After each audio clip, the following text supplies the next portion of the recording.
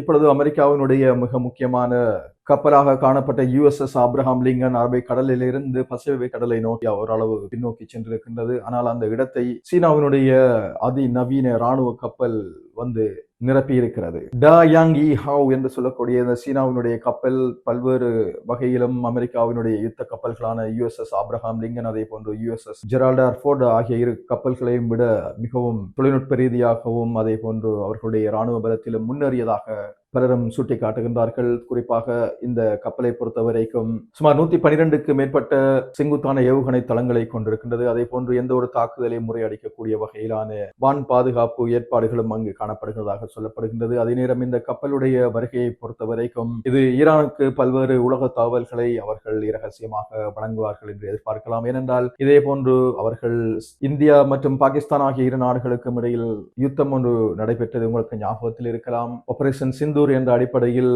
India இந்த தாக்குதலை ஆரம்பித்திருந்தார்கள். அந்த நேரம் பாகிஸ்தானுக்கு தேவையான அனைத்து உளவு தகவல்களையும் சீனா வழங்கி இருந்தது. எனவே பாகிஸ்தான் இந்த போரிலே ஓரளவு தன்னுடைய நிலையை அவர்கள் உறுதியாக வைத்திருந்தார்கள். அதே போன்று சீனாவினுடைய உளவு தகவல்கள் இந்த ஈரானுக்கு கட்டாயமாக வழங்கப்படும் என்பதில் எந்த மாற்று கருத்துக்களும் இல்லை.